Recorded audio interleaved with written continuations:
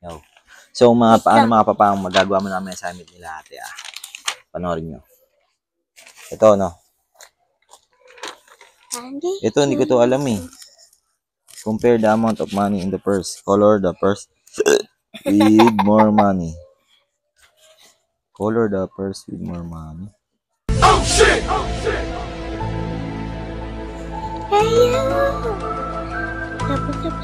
Wala, di ko to alam. Dito na lang tayo. Dali.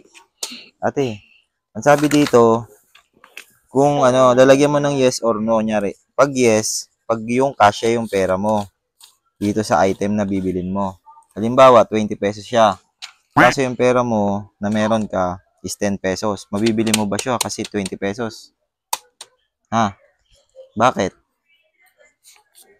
May langgam. Bakit? Hindi ka man nakikinig eh. No, may langgam. Mabibili mo ba siya? Langgam na naman. Ate naman, nag-visit naman to langgam na to eh. Patay na. Game ate. Pag 10 pesos ang pera mo, tapos 20 pesos yung pantasa, mabibili mo ba siya?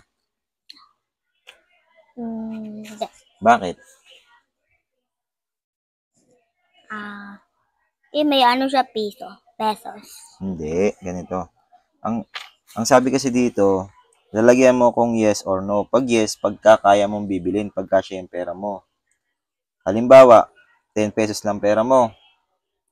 Pero 20 pesos yung pantasa. Siyempre, kulang yung pera mo. Diba? Tama?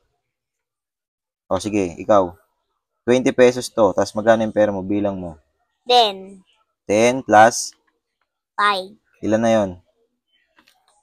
Yan. Ilan 10 plus 5?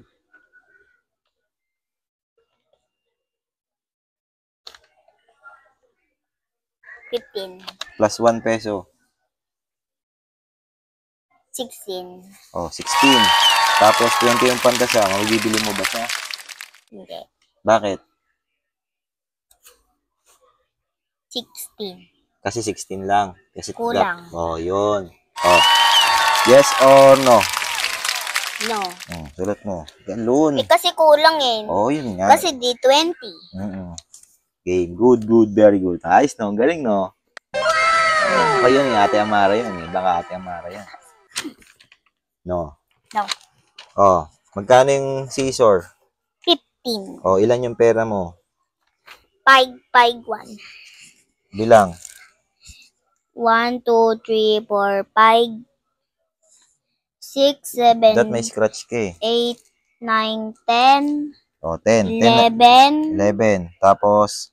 12, 13, 14, 15. Stop na. Ilan na yan? 15. Basta may 15 ka na. May papel ka ba dyan? Meron.